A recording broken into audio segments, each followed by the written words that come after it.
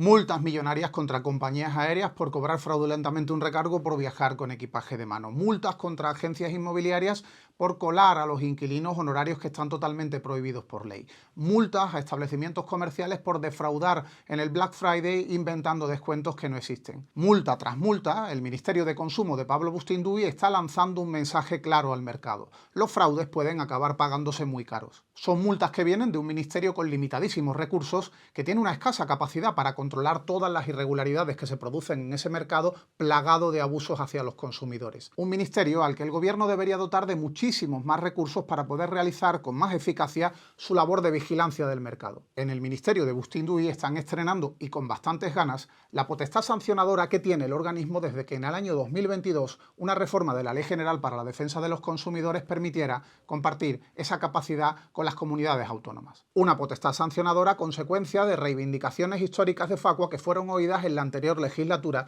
por el equipo de Alberto Garzón. Una capacidad para sancionar los fraudes que Facua llevaba muchísimos años reivindicando, pero que ningún político al mando del ministerio con competencias en protección de los consumidores había querido emprender. Habían transcurrido 3 décadas desde la última vez que se intentó la posibilidad de que el ministerio tuviera capacidad para imponer multas. El último que lo hizo a principios de los años 90 fue José Domingo Gómez Castallo, el director general de consumo de un ministerio donde, por cierto, la ministra era la madre de Bustinduy, Ángeles Amador. En esas fechas la idea no llegó a buen puerto, pero por fin, en esta anterior legislatura, los consumidores lo hemos conseguido. Pero en la defensa de los consumidores no solamente se trata de multar el fraude, también hay que legislar para mejorar nuestros niveles de protección. Y en este ministerio, como ya ocurriera en el anterior, están empeñados en dotarnos de más y mejor legislación que defienda nuestros intereses como usuarios. Legislación en la que, por cierto, es fundamental escuchar la voz de las organizaciones que defendemos los intereses de los consumidores. Cuando lo hacen, salen mucho mejor las normas que se acaban aprobando. Y así estamos viendo, pese a las enormes dificultades que tiene esta legislatura para sacar adelante nuevas leyes, como en el Ministerio están ideando multitud de cuestiones que van a mejorar nuestra vida frente a las prácticas de las empresas. Y los últimos ejemplos son esas medidas que se pretenden incorporar en la futura Ley de Consumo Sostenible para enfrentarnos a abusos como la reduflación, la reventa lucrativa de entradas o la obsolescencia programada. Pero más allá de escuchar a organizaciones como Facua para que salgan adelante con la mejor redacción posible normas que protejan los derechos de los consumidores, en este gobierno, sin mayoría absoluta ni nada que se le parezca, es absolutamente fundamental que el conjunto de fuerzas políticas en el Congreso abandonen la demagogia y los cálculos electoralistas y apoyen medidas que redundan en beneficio de absolutamente todos los ciudadanos. Soy Rubén Sánchez y en ocasiones veo fraudes.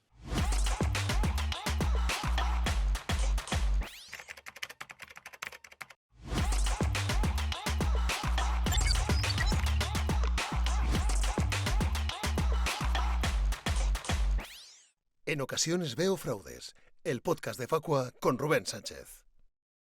Tras acabar el último programa, como siempre, llame a mi representante. 1 gramo, 2 gramos, 2,50, 5 euros. No lo entiendo. Ay, oye, que estoy haciendo pruebas aquí con una báscula que tengo sobre la reduflación esa que estáis criticando. Por el mismo precio te dan menos, hombre. Nos alegramos de que el gobierno intente regularlo. Tienen que llevar cada producto la diferencia, claro. Al final, ¿quiénes perdemos siempre?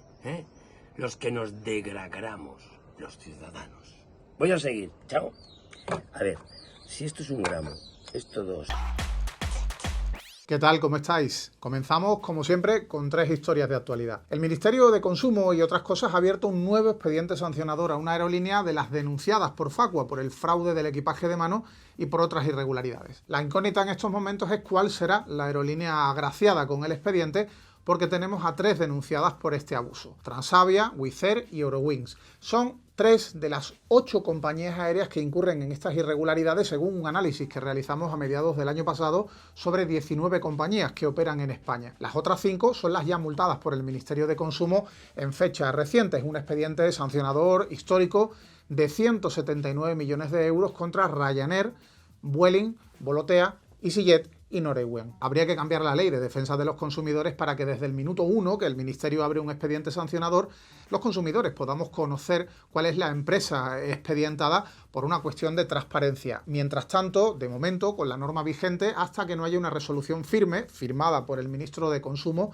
Pablo Bustinduy, no podremos tener la información sobre la empresa objeto de esta ecuación de expediente sancionador. Pero sea cual sea, lo que parece bastante claro es que en próximas fechas el Ministerio anunciará un séptimo expediente y después un octavo, porque todas las aerolíneas que incurren en este fraude tienen que ser multadas por él. De momento sabemos que las 5 compañías objeto de la primera multa han recurrido en los tribunales y que el Tribunal Superior de Justicia de Madrid de momento tiene paralizado el pago de la sanción y la paralización de la práctica hasta que dicte sentencia, que ojalá se produzca a lo largo del año que viene. Mientras tanto, todos los consumidores podemos interponer demandas judiciales que no nos cuestan dinero, porque no es obligatorio contratar abogado ni procurador para ellas. De hecho, en Facua preparamos el texto de esas demandas a nuestros socios de pleno derecho y ya tenemos 6 ganadas en los últimos meses. Otro asunto. Julio ha comenzado con un auténtico caos ferroviario, fruto, entre otras cosas, de un problema en una catenaria vinculada a una línea en la que el Estado ha invertido cientos de millones de euros en los últimos tiempos.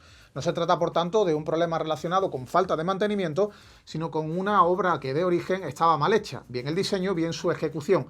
Y aquí lo que los consumidores necesitamos saber es quién es la empresa responsable de esa obra, cuál es la empresa que hizo las cosas mal y si desde el Gobierno, desde el Ministerio de Transporte, se la va a instar a pagar una indemnización, porque es mucho el dinero que ha ingresado y muy grande el perjuicio que ha causado con esa mala praxis. Mientras esperamos esa transparencia por parte del Ministerio en cuanto concluya la investigación sobre las irregularidades que se han producido, lo que está claro es que los pasajeros afectados tienen derecho a compensaciones. Lamentablemente, compensaciones de muy pequeña cuantía. La normativa europea del sector ferroviario establece cuantías muy reducidas en cuanto a compensaciones a los afectados por grandes retrasos en el sector, y los códigos internos de las 3 compañías que operan en España, Renfe, Irio y Ouigo, establecen unas cuantías superiores, pero que tampoco son para tirar cohetes. El 50% del precio del billete si se produce un retraso de más de 60 minutos, el 100% si supera los 90 minutos, en los casos de la larga distancia. Hay que mejorar la normativa comunitaria en ese sentido. El reglamento debería parecerse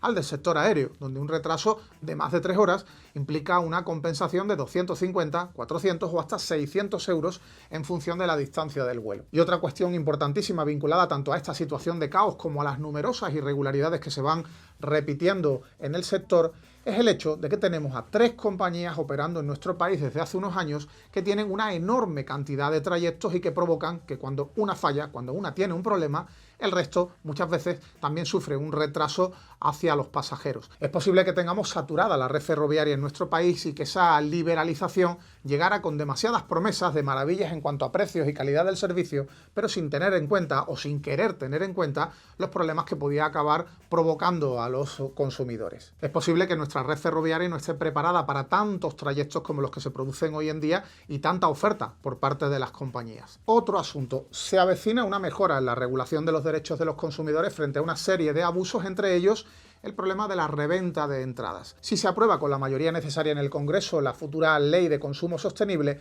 la reventa de entradas por Internet estará prohibida siempre que haya ánimo de lucro de por medio, es decir, siempre que se revendan esas entradas a un precio superior al que se ofertaron inicialmente, con la única excepción de que podrían subir conforme al IPC desde la fecha en la que se vendieron de inicio. Teníamos un resquicio en la legislación que prohíbe la reventa de entradas con ánimo de lucro porque se prohibió mediante un Real Decreto de 1982 que hablaba de venta ambulante, de venta en la calle, en una etapa que era anterior al surgimiento de Internet. Por ese problema, en la redacción de la norma es necesario acabar con el resquicio legal e introducir una prohibición absolutamente clara. Y eso es lo que llegará con la futura Ley de Consumo Sostenible, cuyo anteproyecto acaba de aprobar el Consejo de Ministros. Por cierto, desde hace unos años está vigente otra prohibición y es el uso de bots para adquirir de forma masiva entradas, de manera que luego se acaban vendiendo en reventa. Es algo muy habitual que sufren los consumidores y que provoca que justo en el momento en el que empiezan a venderse entradas de macro conciertos o grandes festivales, desaparecen de la venta y de repente aparecen en una página web indicando que están en reventa. Página que a veces es propiedad de la misma empresa que había vendido las entradas originalmente, lo cual evidentemente apesta a fraude. Sin embargo, esa prohibición del uso de bots para la compra masiva de entradas no está surtiendo efecto, al menos porque las administraciones competentes parece que no han sido capaces de detectar esa práctica y de tomar medidas al respecto. Con la futura prohibición de reventa de entradas con ánimo de lucro, esto realmente quedaría totalmente resuelto. Eso sí, siempre que se desarrollen los protocolos de control necesarios por parte del Ministerio de Consumo y de las autoridades de protección al consumidor de las comunidades autónomas. Es decir, que lleven a cabo inspecciones para detectar reventas, abran expedientes sancionadores y las multas sean multas de verdad, no las multas de broma a las que nos tienen acostumbradas las administraciones autonómicas. A continuación, David Ávila con su terror en el supermercado. Terror en el supermercado. El análisis de los precios de David Ávila.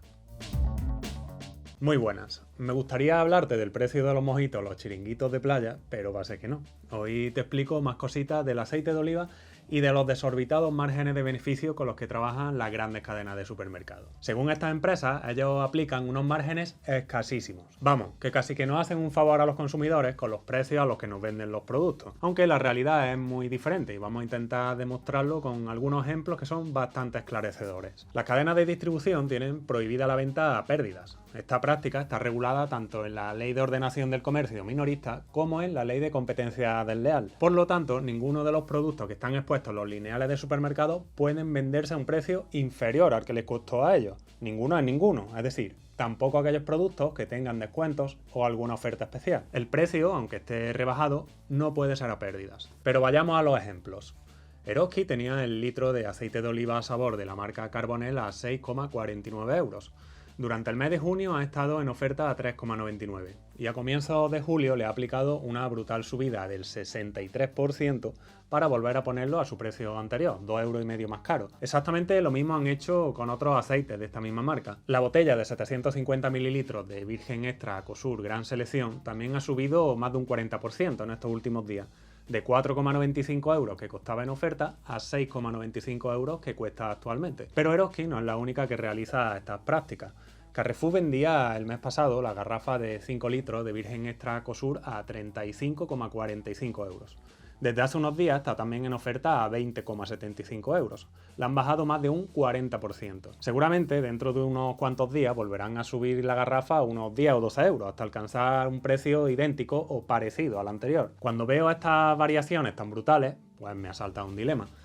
Porque yo solo veo dos opciones posibles y ninguna de ellas buena. Cuando la oferta supone un descuento de más del 60%, o están vendiendo a pérdida, saltándose así la legislación que regula esta práctica comercial, o cuando venden a su precio habitual, sin oferta, el margen de beneficio que tienen es extraordinariamente alto.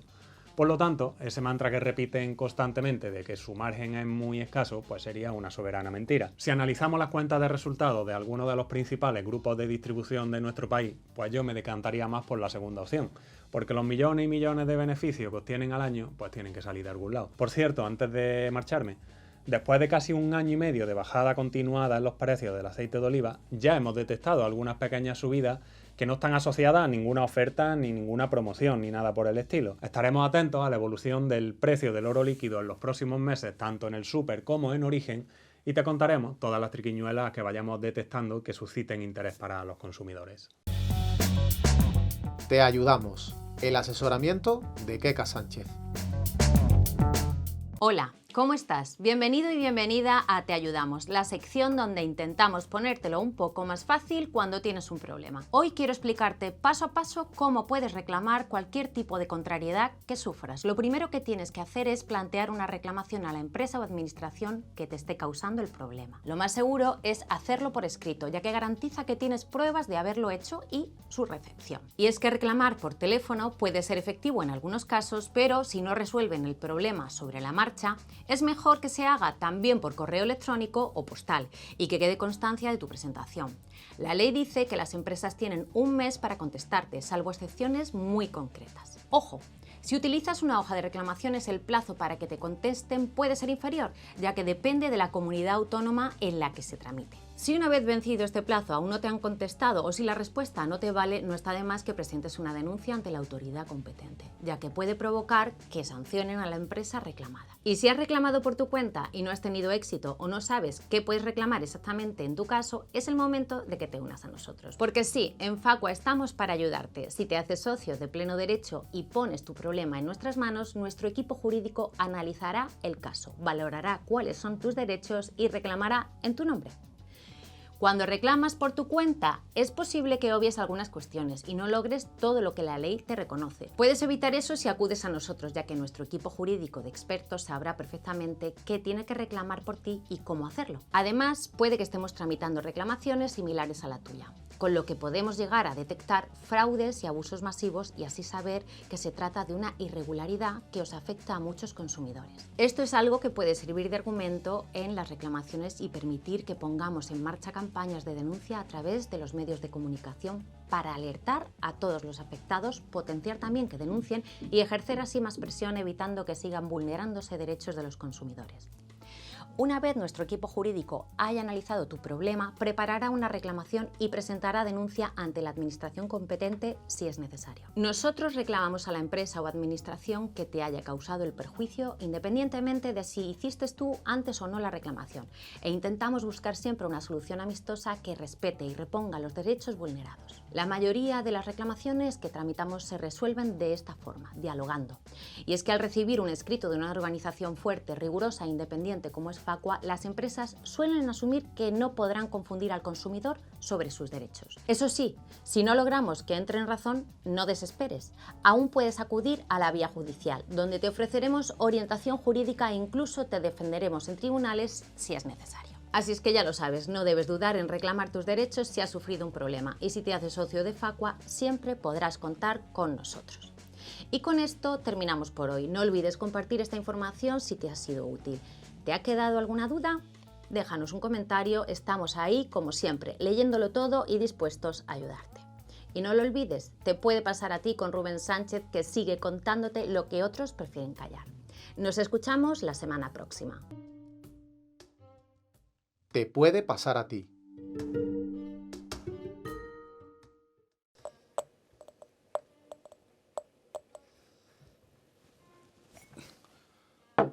Ojo a esta historia sobre un socio de Facua que pasó un auténtico infierno en su propio domicilio, ya que algo parecido también te puede pasar a ti o a alguien cercano. José Luis es propietario de un piso en el barrio de Malilla, en Valencia, que está colindante a un solar propiedad del ayuntamiento de la ciudad. Pues bien, este vecino ha estado sufriendo un auténtico calvario durante varios meses debido a la existencia de un gran número de contenedores de vidrio situados justo debajo del balcón de su casa. Había en torno a 14 contenedores que eran utilizados por la empresa de residuos de Valencia para depositar el vidrio generado por comercios y locales de hostelería. Esto provocaba que de forma intermitente y durante todo el día se estuvieran produciendo recogidas de vidrio de entre 30 y 45 minutos, con el infernal ruido que esto supone. Si alguno tenéis cerca un contenedor de este tipo, seguro que sabéis a qué ruido me refiero. Pues ahora imaginad 14 contenedores siendo utilizados desde las 8 de la mañana hasta a veces más tarde de las 10 de la noche. El ruido prácticamente constante del vidrio cayendo y los vehículos cargando y descargando hacía imposible que José Luis pudiera estar con normalidad en casa. El afectado decidió entonces acudir al Ayuntamiento de Valencia para exigir que retiraran los contenedores a alguna otra localización que no molestase a los vecinos. Pero desde el consistorio se limitaban a indicarle que tomaban nota del asunto y que trabajarían para que se respetaran los horarios de recogida de residuos. El problema que José Luis intentaba hacer comprender a los funcionarios y políticos del ayuntamiento sin éxito es que el movimiento de contenedores y vidrios se producía de forma constante durante todo el día y no en una hora concreta localizada.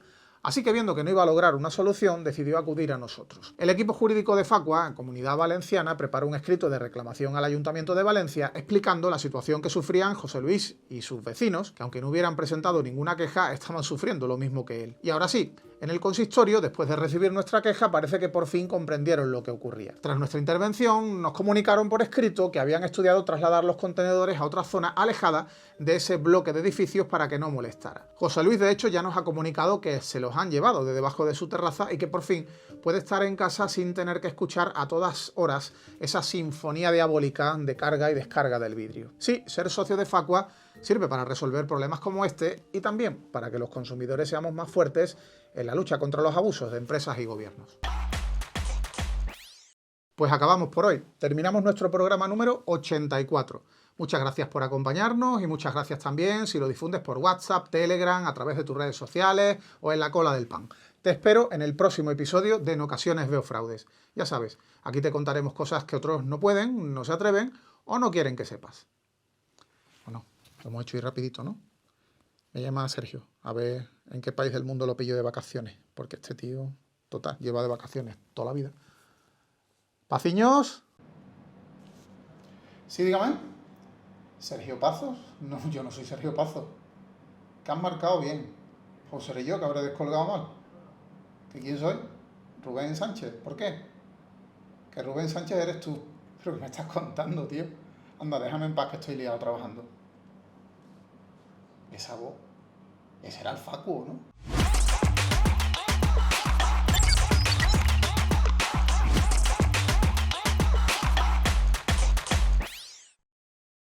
En ocasiones veo fraudes, el podcast de Facua con Rubén Sánchez.